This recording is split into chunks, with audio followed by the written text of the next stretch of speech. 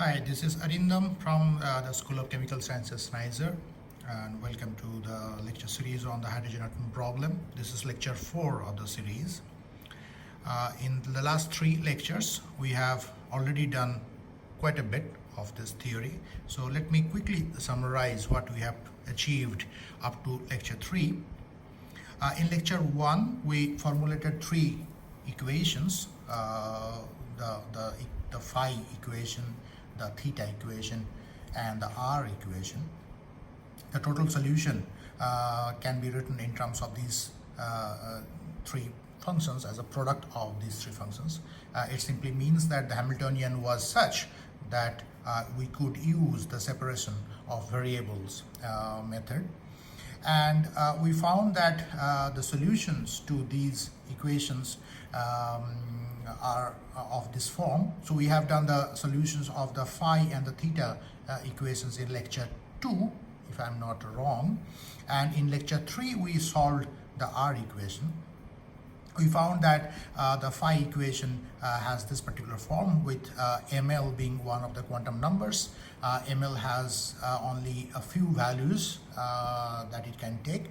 It goes all the way from minus L to plus L, L being an integer. That integer value is introduced in the second equation. When we solved the theta equation, we found that L can take only integer values starting from 0, and it will end at n minus 1. This particular fact that L has an upper bound was obtained when we solved the r equation. So these are kind of connected proofs. We first got the ml. The mod ml can take only integer values including 0, and the mod ml has an upper limit, and that was L.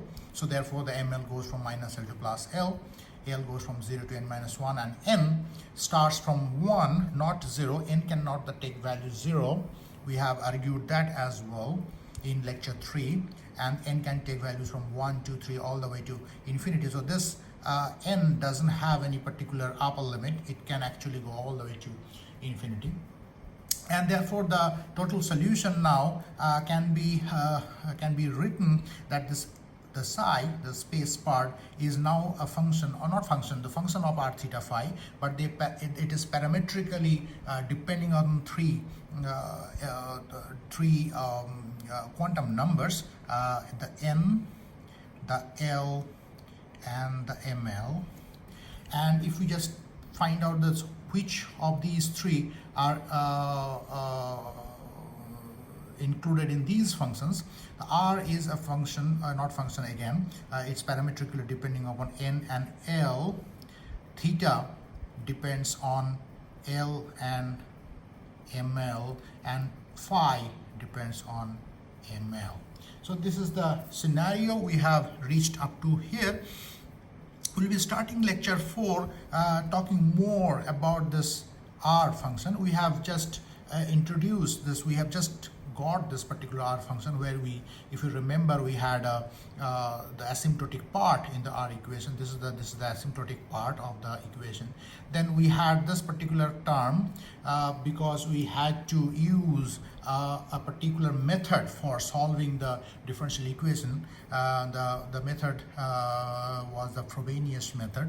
In that, we had to have a rho to the power s. If you remember in lecture 3, rho to the power s was the factor, and then later on we found that s is equal to L, and therefore it becomes rho to the power L here. And this is one infinite series, which will not be an infinite series for a particular condition. That condition also we found, from which we found that this n is basically the value of gamma. We introduced gamma in lecture 3.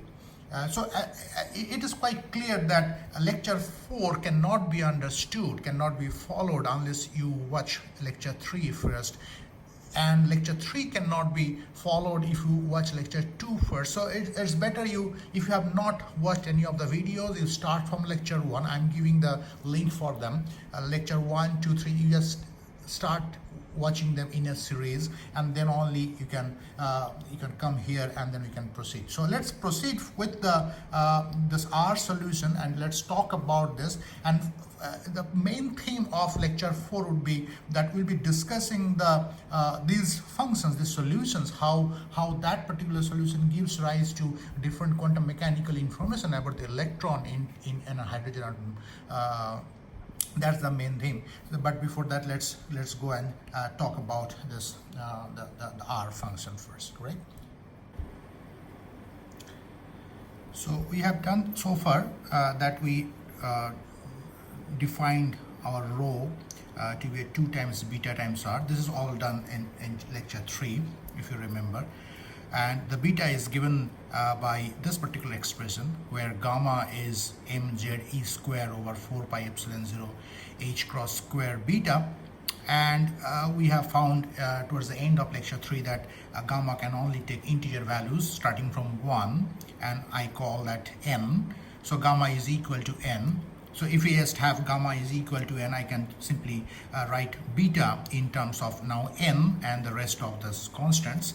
And then therefore this rho directly will be, rho is going to be 2 times, and then the beta is just m z e square over 4 pi epsilon 0 h cross square. And then this r and n, I write it down separately, r by n. So this whole thing, 2 and r is coming from here. The beta is basically mze square over 4 pi epsilon 0 h cross square n. N is coming from here, right? So this is how we write it. Now, the reason I have written down this 2 and this r over n separately, that this quantity mze square over 4 pi epsilon 0 h cross square is a special quantity. If you remember our Bohr's theory discussion, we found that the Bohr's orbits had this particular formula. So this is the Bohr's orbit, Rn, the nth Bohr orbit. So let me call Bohr here. This was given by 4 pi epsilon 0 n square h cross square over zme square. So obviously for n equals 1, we have 4 pi epsilon 0 h cross square, and z is equal to also 1 if we just take, which is the case for a hydrogen atom. Then this particular quantity is, so this is this particular thing. Now I can write down this R1 in that case, Bohr, which is equal to 4 pi epsilon 0 h cross square over m e square for hydrogen atom, correct? So R1 for hydrogen atom, according to the Bohr's theory, this is called A0. Now this is an universal A0. It's a universal symbol that we use for the first Bohr orbit A0. You should not get confused with this particular A0 with the A0 and A1 that we are using all through in lecture 2 and lecture 3 for denoting the coefficients of the infinite series. Somehow they are also written in terms of small a and then with some index either j or I, and therefore A0 and A1 came repeatedly there. But you should make so what I'll do is that I'll be putting capital A0 and capital A1 for the coefficients from now on, so that you do not get confused with this A0, which is the first Bohr orbit. This is first Bohr orbit radius for hydrogen atom. It's hydrogen atom because I have taken z equal to 1 here, correct? It has a value. The value is of the order of about 0.529 10 to the power minus 10 meter. our half angstrom. So this A0, so we have exactly that particular thing here. It's just the reverse of it.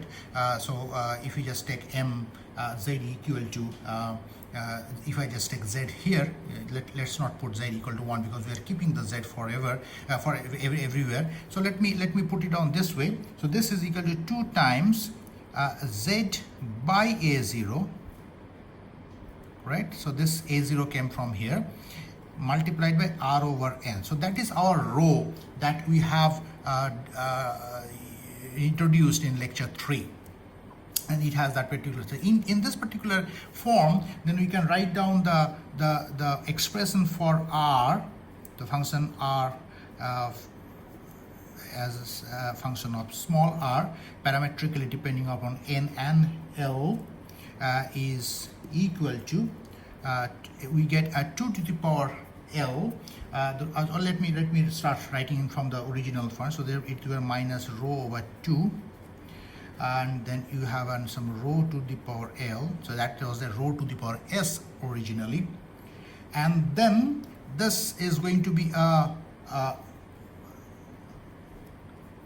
although I'm writing it as an infinite series. So this I was talking about, this AK we had written down. So I'm writing it for the time being A, small AK, and then if K equals 0, then A0. So this is quite confusing, right? You should not, I really should not use as the same symbol for two different purposes, right? So that is exactly what I was talking about. So although we have written down this in lecture 3, let me put this A to be a capital A for the time being, so that we do not have any confusion for this first Bohr orbit.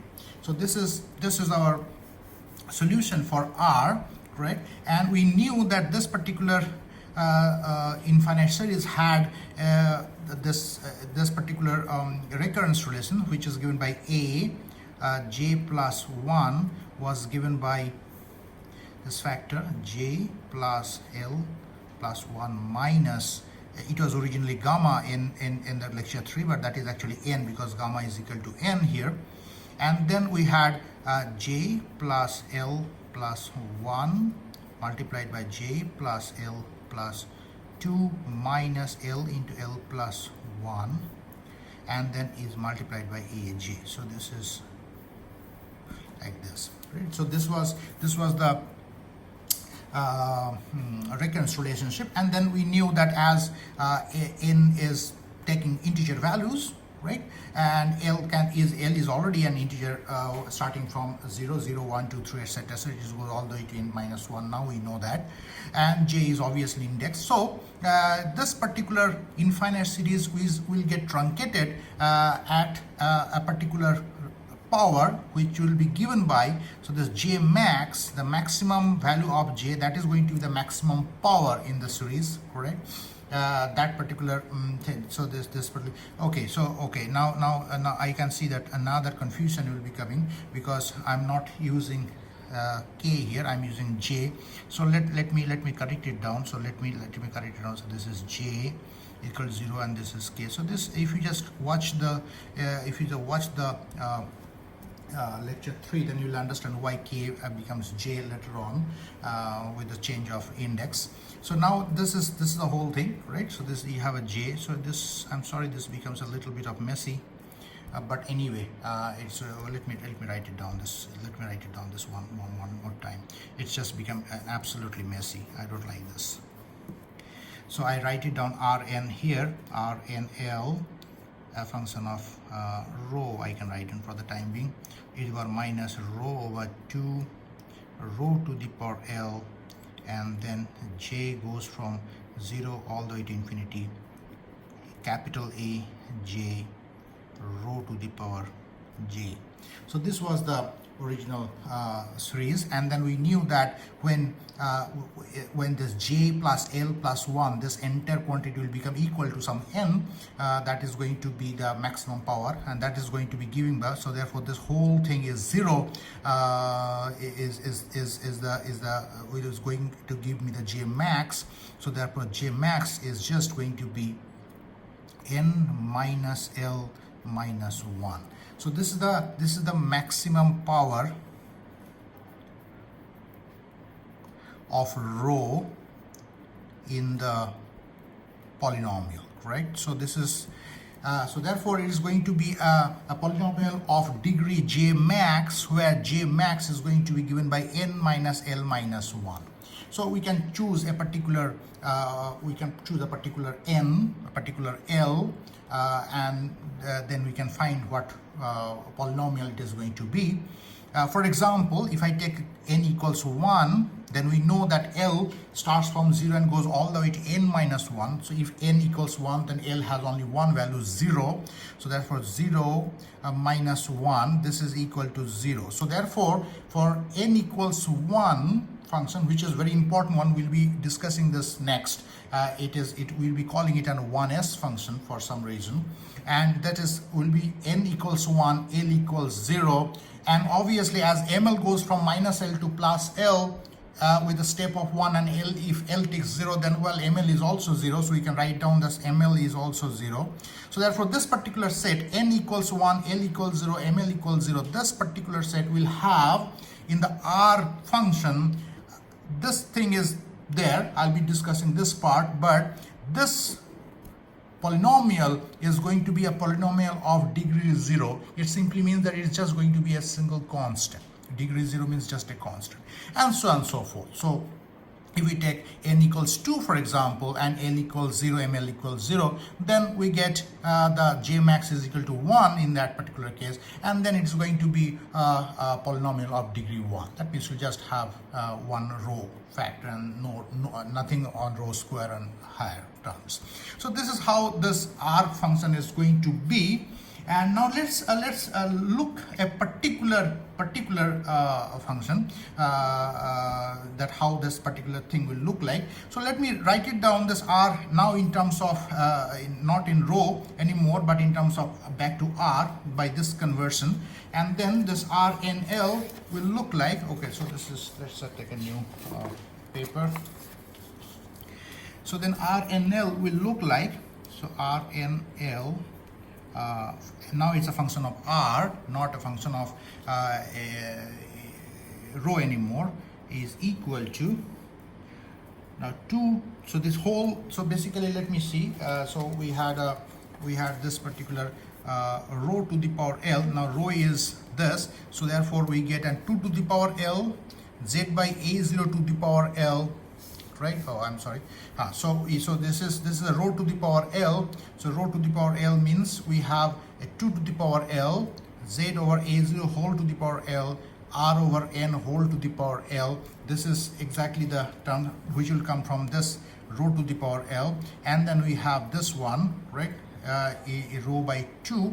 Now row by 2 is just this 2 will be missing, so the row by 2 is simply this whole factor, right? An exponential, this particular factor will be there, and then we'll have a polynomial of certain degree. So let me write it down this way. So this RNL is going to be the 2 to the power L, and then we get an e to the power minus z over a0 r by n. That is coming because it is row, so it is coming because it was row by 2. A row by 2 is just z over a0 into r by n. So this whole exponential term is this one, correct? So this exponential term with this particular factor is this one, and then we had this z over a0 n whole to the power L. This came from this row to the power L again, correct? Row to the power L, and then we had r to the power L, correct? So r to the power also came from here, row to the power L, r to the power L, and then we had some polynomial of degree the degree n minus L minus 1. So this is the form of R. If we just take a particular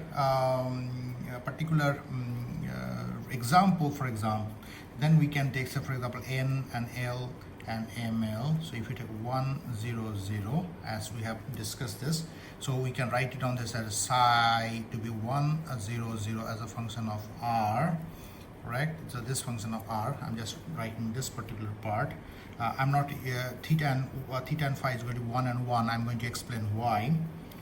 This will go by 1 over root pi, and then we have a z over a0 whole to the power 3 by 2 e to the power minus zr over a0.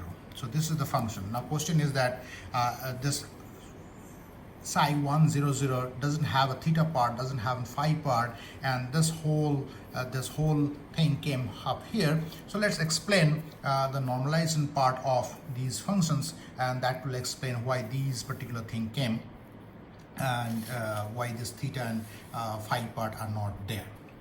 Now if I just go back to the theta part, right? We had a theta function. So the theta function was given by something like theta LML is equal to 1 minus k square. I'm writing in terms of k again. That was given in lecture 2, I guess, and dml over dkml, and there's a plk, where k was defined to be cos theta. So that is the connection between the theta function with the theta, small theta variable. And we know that the theta 0 0 is going to be a simple. So if you have ml equals 0, then well, there's no differentiation. Ml equals 0 means it is the whole thing to the power 0 is 1. So this entire thing, so it's just a p0 of k, and p0 of k is just one simple constant a0. Originally we used a small a0, if you remember, in lecture 2, but now, as I promised, I am using capital A0 for these constants. And this is theta 0 0, right? So this theta 0 0 is coming over here because this psi 1 0 0 is basically psi 1 0 0 can be written as some r 1 0 nl, and the theta 0 0 and phi 0, ml is 0 and l is 0. So therefore this theta 0 0 is just one constant a0. And now either we can keep this a0 over here, and then we can bring all these constants together, and then we have a mega constant here, and we can normalize it. Or what is generally done is that we use the normalized version of this Lejeune polynomials, this pl cos theta or plk. These are Lejeune polynomials. And the normalization condition for plk or pl cos theta is that pl or pn for any n at the value 1 should be 1. So this is the normalization condition for Lejeune polynomials. Now if I just use this particular factor here for p0, right, what we find that the p0 1, so therefore this comes to p0 at 1, as we do not have any particular k here, so this is simply a0, right, and this has to be 1 according to the normalization rule, so therefore a0 is 1. Similarly, we can also go one more time as we are discussing, so we can check the p1 as well, although p1 doesn't come here, but in general p1 is just given by this particular, the p1 is just a1 times k, right, a1 times k, that is the p1 degree, the polynomial of degree 1, some a1 times k, and k equals 1, so this is 1, and this has to be 1 for normalization, correct? So this was the k originally, correct? So basically p1 of k is nothing but some a1 into k, where k is equal to 1 will give this, and then that is equal to 1, so that means a1, this gives me a1 1 as well. So therefore normalized Lejeune polynomials will have this a0 and a1, those two coefficients, not coefficients, those are coefficients, so those are all 1. So we can use these factors, and then we can write down that our theta, we have already written down theta 0 0 to be k is equal to then simply 1 because this a0 is 1, so this is a 1. We can write down another theta, for example theta 10, correct? Theta 10 is supposed to be just an a1k, correct? So therefore we have a1 is equal to 1, so therefore this is simply k. And then for example I can write down theta 11k as 1 minus k square to the power half, etc. So we can find out the associated lesion polynomials, which are our theta function, in a normalized version of them in this particular way, right? So let's come back to our original thing. So we have an R factor here. The theta is already 0, not 0, sorry, I'm sorry. The theta is 1, so therefore you have a 1 here. It is not visible here. And what about the phi 0? So the phi function, which is phi ml, that phi was e to the power I ml phi, and if I ml equals 0, correct, so this simply means e to the power 0, which is 1. So what happens is, for this particular function, n equals 1, l equals 0, ml equals 0, the total space part of the hydrogen atom function is psi 100. This whole thing is simply R10, because the theta 00 is also 1 and phi 0 is also 1, correct, in the normalized versions for this theta this way. So therefore this is just the R. So let's now talk about R10 and try to normalize that part, right? We have already used the normalized version of the associated lesion polynomial, so we do not really have to do anything for these ones, but I must now normalize this R10, and that normalization will actually bring this particular factor. So let's go and check how this normalization for R10 works. For that, let's write down the function one more time, and that R10 as a function of R now is just an e to the power minus z r over a0, and then some polynomial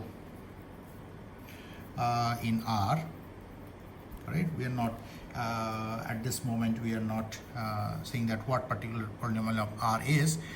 We'll see in just 2 minutes. So if we just look at the why this particular part came, because here we have the whole function of this thing. So if now I'm using 10, so therefore n equals 1, l equals 0. So l equals 0 means 2 to the power 0, this is 1, right? And then the whole thing to the power 0, this whole thing. So therefore this all these will give 1. Only thing that this particular factor will give e to the minus z r over a0, n equals 1. So this is going to be e to the power minus z r over a0, and then some polynomial of degree. Now the degree will be going to be, so n equals 1, l equals 0, 1, so therefore degree 0, that means it's just a constant. So therefore we have here the e to the minus z r over a0, and then this is going to be simply constant. I call that constant to be again something like a0, right? I can use it, some a0 constant, and then e to the power minus z r over a0. So we have already written down that this particular function is something, and then e to the minus z r over a0 I have already given you. So it simply means that this whole factor is a0. Now the question is that why this a0, this the normalization factor a0 is coming out to be this particular factor 1 over root pi z over a0 whole to the power 3 by 2. Why this strange factor is coming? Let's see that. So let's try to normalize it. Right? For normalization, what I need to do is we have to find out this R 10 R 10 d tau. This whole thing has to be, it's going to be a triple, is going to be a triple integration, right? It's just going to be a triple integration, because we are not actually integrating only this much. We are integrating, actually we are doing this one. So we are going to 1 0 0 star psi 1 0 0, right? So this both are of the r theta and phi. So therefore this d tau, the volume element that we need to take now, is going to be the volume element in terms of spherical polar coordinate, which is r square sine theta dr d theta d phi. So this is our d tau. So this whole thing is going to be added here in d tau, correct? It's a different thing that, well, in this particular psi 1 0 0, the theta function and the phi function both are 1. So therefore eventually this whole thing turns out to be just the r part, correct? And this is also a real function, so there is no point in having a star over here. So this is just going to be a square of this whole quantity, and then we have to have an r square, this whole d tau thing, right? So this is equal to is going to be 0 to infinity for the range of r, and we'll be using some a0 square e to the power minus 2 times z r over a0. So if I square it, then this 2 came from here, and then we have an r square part coming out of here, the d tau, and then we have a dr. So this is the r part, and then we have the theta part, which is sine theta d theta, and then we have the phi part, which is d phi. We know that this whole part is equal to 4 pi. So this is a known thing, so we'll be directly using that. This whole thing gives me 4 pi. So therefore this is equal to some 4 pi a0 square, and then it's going to be 0 to infinity e to the power, so r square e to the power minus 2 times z r over a0 and dr. So this particular integration now should be solved, and this can be used or this can be solved using the method of by parts. We can write down also another step we can go. So this thing can be also written now. So 4 pi a0 whole square, and then it goes to 0 to infinity, and then I write r square e to the power minus 2 times alpha r. It is going to be easier for writing if I just substitute this alpha, some alpha, which is equal to z over a0, and then we have to do the integration by parts. Now if we integration by parts, we have to do it in two steps. It's easy. If we do this, then what happens is that we get this whole thing is equal to coming to be 1 over 4 times alpha cube. So this is just, you just try using using by parts. This integration is going to be 1 over 4 pi 4 into alpha, 1 alpha cube. So therefore we get the whole thing is equal to 4 pi a0 square multiplied by 4 alpha cube, and this is equal to 1. So normalization means that this whole thing should be equated to 1. That is normalization, correct? So we get this left hand side, this whole thing, and that should be equated to 1. And if we do that, then what we get, this a0, right? By solving this whole thing, the 4 cancels anyway. So we get a0 is equal to alpha to the power 3 over 2 divided by root pi. This is what we get. Because of this, it is a0 square, so it's root pi, and then alpha is this quantity, so I can write down this is equal to 1 over root pi, and then it is going to be z over a0 whole to the power 3 over 2, and hence we get, so therefore this whole thing that as I was telling, so it's 1 over root pi z over a0 whole to the power 3 by 2, this quantity is a0, and we have got this in this particular fashion. So therefore we can write down our psi 1 0 0 function, and that is a function of r, and that is 1 over root pi z over a0 whole to the power 3 over 2 e to the power minus z r over a0. So this is our 100 function. We had certain nomenclatures of calling these functions, correct? If we have the L equals 0 functions, all the L equals 0 functions, we are calling S function. So therefore, as n equal 1 here, we call this an 1s function, correct? So this is corresponding to 1s. So in particularly in the field of chemistry, we use them 1s. So L equals 1 will be P, 2P for example, or 3P for example. So now we can go S, P, D, F. So this particular nomenclature is probably already known to you. So this is our 1s wave function. And this one wave function should exactly looking like this. So we'll be talking a little more about this 1s wave function. It is a very important one. The reason is very important because this is the simplest wave function that you can get. This is the first Bohr orbit when the electron is in the ground state. Correct? It is the first orbit according to Bohr. First Bohr orbit. This is the wave function is for that particular state, and then we can talk about one or two more wave functions. I can show you a list of them. For example, I can give at least one more example. Say N, L, and ML. Suppose you take 3 and 2, and then I can take either plus or minus 2, right? Either way, we have n equals 3. So the possible values of L is basically 0, 1, and 2 because it can only go to up to n minus 1, which is 2. I'm taking the value L 2. So and then ML can go from all the way to minus 2 to plus minus L to plus L. So therefore here it is minus 2 to plus 2.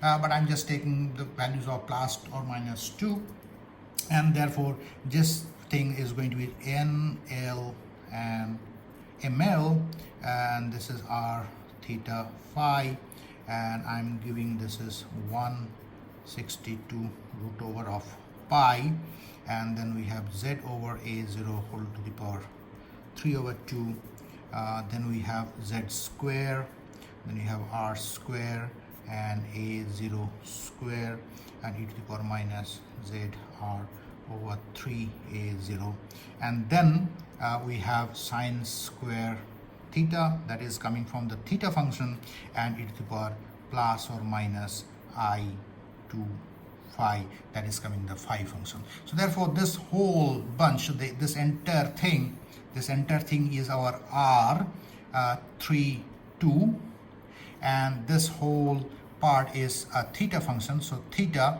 and L is 2, right? And then it can be plus or minus 2 depending upon what it is, and then this phi is plus or minus 2 ml and phi, right? This is the thing. So this is how our wave functions will look like. Again, we are using the normalized versions of the associated lesion polynomial, so we do not have any coefficient or any constants over here, but this when you normalize this entire function, this normalization factor comes naturally. We can also check if we are getting the what are that particular thing, we are getting the factors correct or not here. For example, where is this? This one. So this was the factor. So therefore we should have something like L equals 2 here, right? L equals 2. So we should have a Z by A0 and whole to the power 2 square. So that is Z square, and then A0 square, it is coming, and N is it's 3 here.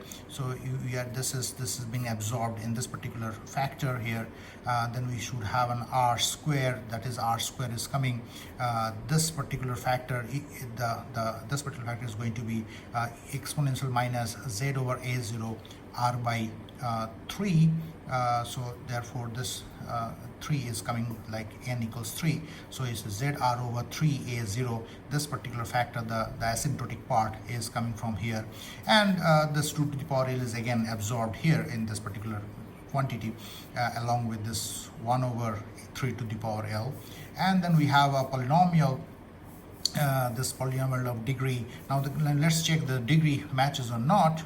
For example here, so if n equals 3, correct, so if n equals 3 and l equals 2, then it becomes 3 minus 3, so it is again going to be simply a 0. That means you do not have any polynomial of any r here, so therefore you do not get anything extra other than whatever you are getting from here, and then the theta and then phi functions are coming naturally. So this is how the wave functions generally look like.